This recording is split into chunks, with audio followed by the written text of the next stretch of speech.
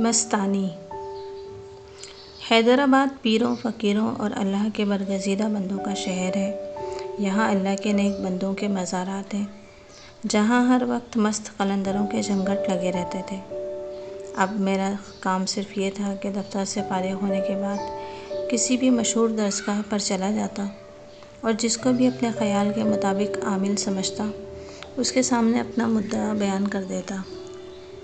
کچھ لوگ مجھے جھوٹی تسلی دینے کی غرض سے تعویذ وغیرہ بھی دیتے اور اسے استعمال کرنے کے عجیب بے تکے طریقے بتاتے۔ چند نیم پاگل قسم کے لوگ جنہیں مجذوب کہا جاتا تھا رانی کا آسیب اتارنے بھی آئے، لیکن رانی کی نادیدہ قوت نے ان کی وہ گت بنائی کہ انہوں نے دوبارہ ادھر نہ آنے کی قسم کھا لی۔ اس طرح تقریباً 5 ماہ گزر گئے۔ اب تک کے حالات نے مجھے اس بات کا پختہ یقین دلا دیا کہ اس دنیا میں روحوں، آسیب اور جادو وغیرہ کا وجود ہے۔ میری کوشش یہ تھی کہ ماہر نفسیات، کوئی پیر، کوئی فقیر، کوئی بزرگ ایسا مل جائے جو نہ صرف رانی کو اس روح سے نجات دلا دے بلکہ مجھے بھی روح کی حقیقت سے آگاہ کر دے، لیکن میں ابھی تک اپنی اس کوشش میں کامیاب نہ ہو سکا۔ پھر ایک شام جب کہ وادی مہران میں سردیوں کی آمد تھی، میں اور شاہد تفریح کر کے گھر واپس لوٹ رہے تھے تو گاڑی کھاتا میں ایک پنواڑی کی دکان پر پان کھانے کی خاطر رک گئے۔ شاہد نے پنواڑی سے 2 پان بنانے کو کہا۔ اس کے ساتھ ہی کسی نے بڑی زور سے میری پیٹھ پر ہاتھ مارا اور ساتھ ہی ایک نسوانی آواز بھی سنائی دی، "پان کھلا۔" میں نے پلٹ کر دیکھا۔ حیدرآباد کی مشہور خاتون جو مستانی کے نام سے مشہور تھی سامنے کھڑی مسکرا رہی تھی۔ اس کے جسم پر ایک لمبا سا پھٹا ہوا میلا کرتا تھا، سر کے بال شانوں پر بکھرے ہوئے تھے جس میں مٹی کی ہلکی سی تہ جمی ہوئی تھی۔ اس کو پان کھانے کا بہت ہی شوق تھا اور تمام پنواڑی اسے پان کھلانا اپنی خوش قسمتی سمجھتے تھے، کیونکہ ان کا عقیدہ تھا کہ مستانی جس دکان سے پان کھا لیتی ہے اس دکان کی سیل بڑھ جاتی ہے۔ مشہور تھا کہ مستانی اگر کسی تانگے میں لمحہ بھر کے لیے بیٹھ جائے تو وہ دن بھر سب سے زیادہ سواریاں اسی تانگے میں بیٹھتی ہیں۔ لوگ اسے مستانی اس وجہ سے بھی کہتے تھے کہ بعض دفعہ اسے اپنا بھی ہوش نہیں رہتا تھا۔ وہ کبھی کبھی ایک انجانے سے کیف و سرور کے عالم میں سڑک پر رقص کرنے لگتی تھی اور اس رقص کے دوران جس کو بھی دعا دے دیتی وہ ضرور پوری ہوتی۔ عام حالت میں وہ سڑکوں پر ماری ماری پھرتی اور لوگوں کو برا بھلا کہتی، لیکن کوئی بھی اس کی بات کا برا نہیں مانتا۔ مستانی کے بارے میں عام لوگوں کا یہ خیال تھا کہ وہ اللہ کے برگزیدہ بندوں میں سے ہے۔ اس کے بارے میں چند ایک کرامات بھی مشہور تھیں۔ انہی میں سے ایک کرامت یہ مشہور تھی کہ مستانی کو کبھی کسی نے بھیک مانگتے نہیں دیکھا۔ حالانکہ لوگوں نے اپنی مرادیں پوری ہونے کی خوشی میں ایک سے ایک اعلیٰ پکوان پکوا کر اس کے سامنے رکھے، لیکن مستانی نے ہمیشہ ان سے لاپرواہی برتی اور صرف پان کھانے پر ہی اکتفا کیا۔ کچھ لوگوں کے ذہن اس کے برخلاف تھے۔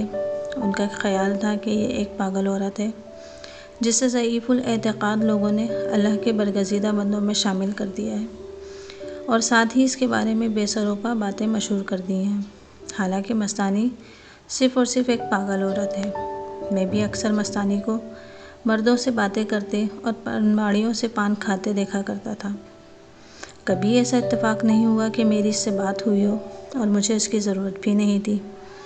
اس وقت اچانک ہی مستانی سے سامنا ہو گیا تھا۔ میرے وہم و گمان میں بھی یہ بات نہیں تھی۔ خدا جانے وہ اس وقت کہاں سے آ ٹپکی تھی۔ اس نے حسب عادت نہایت بے تکلفی سے میری پیٹھ پر ہاتھ مار کر پان کھلانے کی فرمائش کی تھی۔ اس سے پہلے کہ میں کچھ کہتا، پنواڑی نے خود ہی ایک بڑے سے پان کا بیڑا بنا کر اس کی طرف بڑھایا۔ مستانی کے میلے چہرے پر مسکراہٹ دوڑ گئی۔ اس نے دیر سے کھایا ہوا پان فٹ پاتھ پر تھوک دیا اور پنواڑی سے بولی، "رکھ لے بیٹا، تیرے پھر کام آئے گا"، اور مجھ سے مخاطب ہوئی، "پان کھلا"۔ مستانی کے جسم سے اٹھنے والی بدبو نے ہم دونوں کو ناک پر رومال رکھنے پر مجبور کر دیا۔ پھر شاہد سخت لہجے میں بولا، "معاف کرو"۔ اس کے خیال میں یہ حواس باختہ عورت فقیرنی تھی۔ کیوں، پیسے نہیں ہیں کیا؟ مستانی نے ڈھٹائی سے پوچھا، اور اس کے ساتھ ہی اس نے ہم دونوں کے سامنے اپنے بائیں ہاتھ کی مٹھی کھول دی۔ اس کی مٹھی میں 1 روپے کا نیا نوٹ دبا ہوا تھا۔ ہم دونوں اس بات سے متاثر ہونے کے بجائے روکھے پن سے بولے، پیچھے ہٹ کر کھڑی ہو، بدبو کے مارے دماغ پھٹا جا رہا ہے۔ پان کھلا دو، بدبو بھی دور ہو جائے گی، مستانی نے شرارت سے کہا۔ اس کے ساتھ مجھے یوں محسوس ہوا جیسے گلاب کی خوشبو کا ایک جھونکا میری ناک سے ٹکراتا ہوا گزر گیا۔ میں نے پہلی بار نظر بھر کر مستانی کی طرف دیکھا۔ وہ تھوڑی پر انگلی رکھ کر بڑے عجیب انداز سے بولی، دیکھتا کیا ہے، پان کھلا۔ نہ جانے کیوں میرے دماغ میں خیال آیا کہ کیوں نہ رانی کو دکھا دیا جائے، ہو سکتا ہے یہ حواس باختہ عورت ہی کچھ کر جائے۔ بابو جی، خوش قسمت ہو جو مستانی نے تم سے پان کی فرمائش کی ہے، پنواڑی مجھ سے مخاطب ہوا۔ میں کوئی جواب دینے کے بجائے مستانی کے بارے میں سوچنے لگا۔ ابے سوچتا کیا ہے، مستانی کو بھی آزما کر دیکھ لے، وہ دیوانوں کی طرح قہقہا لگا کر بولی۔ میرا ماتھا ٹھنکا، یہ پاگل عورت میرے دل کی بات کیسے جان گئی؟ میں نے مستانی کو آزمانے کا فیصلہ کر لیا اور نہایت ہی سرگوشی میں اس سے بولا، تو پھر چل۔ ایسے نہیں، وہ زور سے ہنس کر بولی، پہلے پان پھر کام۔ اس عرصے میں پنواڑی مجھے اور شاہد کو پان دے چکا تھا، جسے ہم دونوں اپنے اپنے منہ میں رکھ چکے تھے۔ میں نے پنواڑی سے مستانی کے لیے پان تیار کرنے کو کہا۔ شاہد غالباً ہماری باتوں سے اکتا چکا تھا، لہٰذا اس نے مجھے چلنے کا اشارہ کیا۔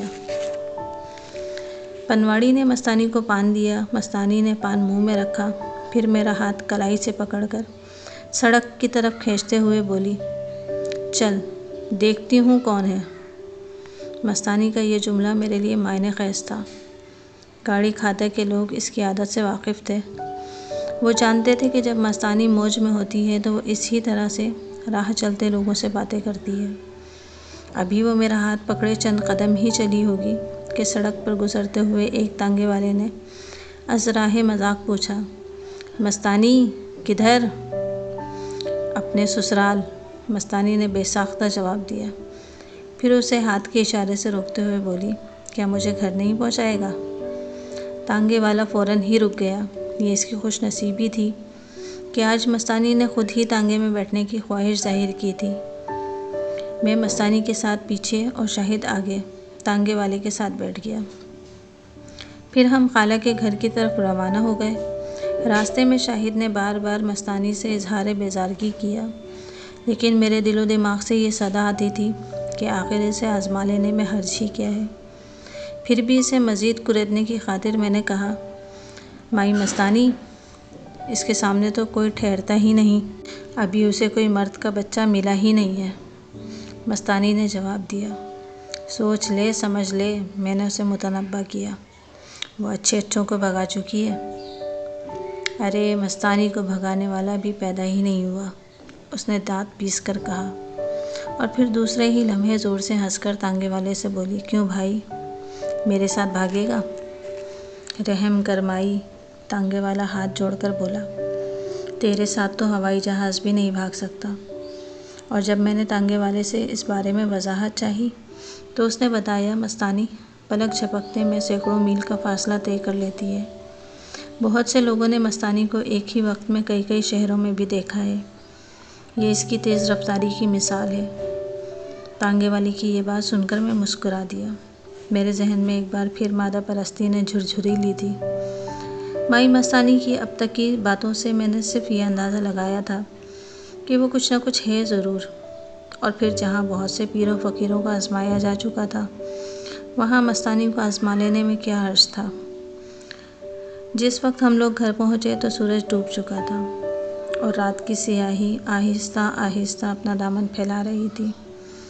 خالہ جان صحن میں بیٹھی چھالیاں کتر رہی تھیں اور رانی حسب معمول اپنے کمرے میں پلنگ پر لیٹی تھی۔ مائی مستانی عین صحن کے بیچ میں آلتی پالتی مار کر بیٹھ گئی۔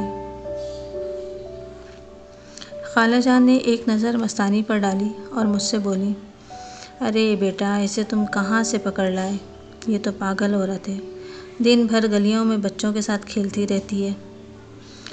زندگی کھیل کا ہی نام ہے، مائی مستانی خالہ سے مخاطب ہوئی۔ اس کے ساتھ ہی رانی اپنے کمرے کے دروازے پر نمودار ہوئی۔ اسے معمول کے مطابق کسی انجانے ذریعے سے مستانی کی آمد کا پتہ چل گیا تھا۔ میرا خیال تھا کہ کچھ ہی دیر میں وہ مستانی کو گالی دینا شروع کر دے گی، اور اگر پھر بھی وہ نہ بھاگی تو دست و گریباں ہو جائے گی۔ رانی دروازے کے درمیان ایک کھڑی مستانی کو گھور رہی تھی۔ لمحہ بلمحہ اس کی آنکھیں سرخ ہوتی جا رہی تھیں۔ مستانی نے بھی اپنی نگاہیں رانی کی نگاہوں میں گاڑ رکھی تھیں۔ وہ دونوں پلکیں جھپکائے بغیر ایک دوسرے کو تکے جا رہی تھیں۔ ایسا معلوم ہوتا ہے کہ دونوں میں میزمرزم کا مقابلہ ہو رہا ہے۔ حق اور باطل کا یہ معرکہ کچھ عجیب نوعیت کا تھا۔ ہم سب دم بخود کبھی رانی اور کبھی مستانی کو دیکھ رہے تھے۔ مائی مستانی کے چہرے پر جلال برس رہا تھا، اور اس کے ساتھ ہی کبھی کبھی گلاب کی خوشبو کا جھونکا ہم سب کے دماغ کو معطر کر جاتا تھا۔ قریب 5-7 منٹ تک وہ دونوں نظریں ملائے رہیں، پھر آہستہ آہستہ رانی کی نظریں جھکتی چلی گئیں، جیسے اسے شکست ہو گئی ہو۔ اب وہ فرش کو تک رہی تھی، جیسے وہ شرمندہ ہو۔ بس بیٹا، ہار گئے؟ پرسکون فضا میں مائی مستانی کی آواز گونجی۔ پھر وہ اپنے سامنے زمین پر ہاتھ مار کر بڑے ہی پیار سے بولی، آؤ بیٹا، یہاں آؤ۔ رانی نے ایک نظر مستانی کی طرف دیکھا اور دوبارہ گردن جھکا لی۔ آ جاؤ بیٹا، آ جاؤ۔ مائی مستانی نے دوبارہ اسی لہجے میں رانی کو مخاطب کیا، لیکن وہ اپنی جگہ سے ٹس سے مس تک نہ ہوئی۔ ایسے نہیں مانو گے، مائی مستانی نے مسکرا کر کہا۔ پھر اس نے اپنے دائیں ہاتھ پر کچھ پڑھ کر پھونکا، اور وہی ہاتھ زمین پر زور سے دے مارا۔ اس کے ساتھ ہی رانی اپنی جگہ سے اس طرح اچھلی جیسے کرنٹ لگا ہو۔ پھر دوسرے ہی لمحے وہ چاروں ہاتھوں پیروں سے بندر کی طرح چلتی ہوئی مستانی کے سامنے پہنچ کر رک گئی۔ اوہو، تو یہ تو ہے؟ مائی مستانی کے لہجے میں قدرے حیرت نمایاں تھی۔ ہم سب بے جان بتوں کی مانند گم سم بیٹھے دیکھ رہے تھے۔ بیٹھ جاؤ، مستانی نے نہایت رعب سے رانی کو حکم دیا۔ رانی اپنی جگہ پر بیٹھ گئی، لیکن اس نے منہ دوسری طرف پھیر لیا۔ معلوم ہوتا تھا کہ وہ مستانی کی شکل دیکھنا گوارا نہیں کر رہی۔ میری طرف دیکھو، مائی مستانی رانی سے مخاطب ہوئی۔ دور ہو یہاں سے، رانی نے اسے بری طرح دھتکارا اور اٹھ کر جانے لگی۔ اسی لمحے مائی مستانی نے اپنی میلی قمیص کا دامن دانتوں میں دبا لیا۔ رانی جوں کی توں کھڑی کی کھڑی رہ گئی۔ ہم سب نے دیکھا، اس نے جانے کی خاطر 2-3 بار پاؤں اٹھائے، لیکن یوں محسوس ہوتا تھا جیسے کسی نے اس کے پاؤں سختی کے ساتھ زمین سے جکڑ دیے ہوں۔ مائی مستانی دانتوں میں اپنی قمیص کا دامن دابے مسکرا رہی تھی۔ پھر رانی آہستہ آہستہ خود ہی فرش پر بیٹھتی چلی گئی۔ اسے کیوں تنگ کرتا ہے؟ مائی مستانی نے رانی سے پوچھا۔ میری مرضی، رانی نے ہنس کر جواب دیا۔ اب اس کی آواز بالکل ہی بدل چکی تھی، وہ مردوں جیسی بھاری آواز میں باتیں کر رہی تھی۔ تیری مرضی نہیں چلے گی، مائی مستانی نے غصے سے کہا۔ تیری مرضی بھی نہیں چلے گی، رانی نے ایک بے ہنگم قہقہا لگا کر کہا۔ میری مرضی چلے گی، مائی مستانی کا لہجہ سخت ہو گیا۔ اری جا، یہ میری معمول بن چکی ہے، اور اب میں اس سے محبت کرتا ہوں، رانی نے اسی طرح زور سے ہنس کر جواب دیا۔ تیری محبت کی ایسی تیسی، سچ سچ بتا تو یہاں کیوں آیا ہے؟ مائی مستانی نے کرخت لہجے میں پوچھا۔ جواب میں رانی نے تیزی سے مستانی کے سر کی جانب ہاتھ بڑھایا۔ غالباً وہ اس کے بال پکڑنا چاہتی تھی، لیکن مستانی چوکنی تھی۔ اس نے جھکائی دے کر سر کو بچایا اور اسے ڈانٹتے ہوئے بولی، خبردار، مجھے ہاتھ نہ لگانا۔ اس کے ساتھ ہی اس نے آہستہ سے زمین پر ہاتھ مارا۔ رانی سہم کر سمٹ گئی۔ بتا، کیوں آیا ہے؟ مستانی نے دوبارہ فضا میں ہاتھ بلند کر کے پوچھا۔ جا اپنا کام کر، رانی نے لاپرواہی سے جواب دیا۔ اور ساتھ ہی زمین پر زور سے ہاتھ مارا۔ زمین پر دھپ کی آواز کے ساتھ ہی مستانی اپنی جگہ سے اس طرح اچھلی جیسے اسے کسی نے کھڑا کر دیا ہو۔ کیا تو اللہ والوں سے مقابلہ کرے گا؟ مائی مستانی نے دوبارہ اپنی جگہ پر جم کر بیٹھتے ہوئے کہا۔ مستانی سے مقابلہ کرے گا؟ ارے اللہ کی دیوانی سے مقابلے پر آئے گا؟ چل پنجہ لڑائے گا؟ اتنا کہہ کر مستانی نے اپنے سیدھے ہاتھ کا پنجہ رانی کی طرف بڑھا دیا۔ رانی نے ایک زوردار قہقہا لگایا اور ہاتھ زمین پر مارنے کی خاطر اٹھا دیا۔ مستانی نے اپنے ہاتھ کے نیچے کا رخ رانی کی طرف کر رکھا تھا۔ رانی نے زمین پر زور سے ہاتھ مارا اور اس کے ساتھ ہی اس نے ایک دلخراش چیخ مار کر اپنا ہاتھ پکڑ لیا۔ اللہ کی دیوانی سے لڑے گا؟ مائی مستانی نے ایک زوردار قہقہا لگا کر طنز کیا اور ساتھ ہی پنجہ زمین پر گاڑ دیا۔ مائی مستانی نے جیسے ہی پنجہ زمین پر گاڑا، رانی نے دونوں ہاتھوں سے اپنا گلا پکڑ لیا۔ اس کی آنکھیں باہر کو ابل پڑیں، معلوم ہوتا تھا کہ کوئی اس کا گلا گھونٹ رہا ہے۔ رانی کے منہ سے خر خر کی آواز نکلنے لگی۔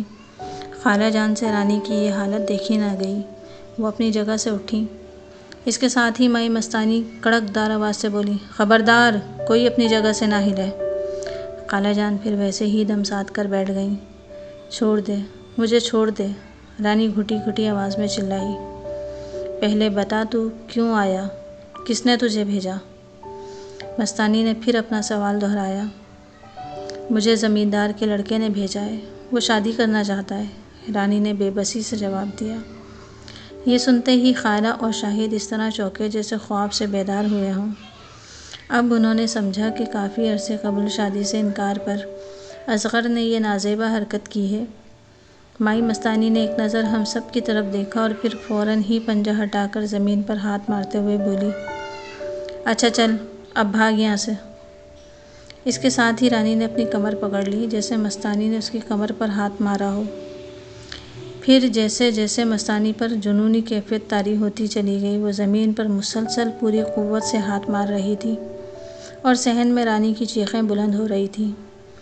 زمین پر مائی مستانی کا ہاتھ پڑتے ہی رانی اپنے جسم کے کسی نہ کسی حصے کو پکڑ کر چیخ مارتی جیسے مستانی نے اسے براہ راست مارا ہو۔ پھر دیکھتے ہی دیکھتے رانی کے سر کے عین درمیان سے چند بال اوپر کو اٹھنا شروع ہو گئے۔ یہ منظر ہم سب کے لیے حیرت انگیز تھا۔